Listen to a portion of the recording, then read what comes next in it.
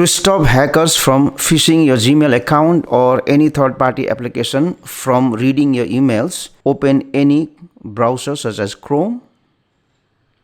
Then here you have to open a website called g.co/advanced protection.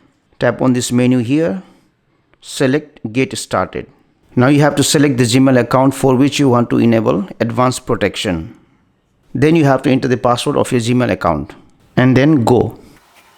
So to enable the advanced protection, you should have few things. You should have passkey enabled for your Gmail account, and passkey can be another device where you use the same Gmail account, or you can have a physical security key.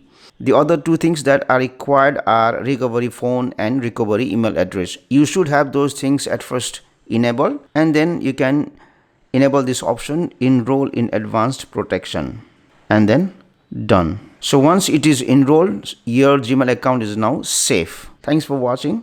Please subscribe for more tips and tricks.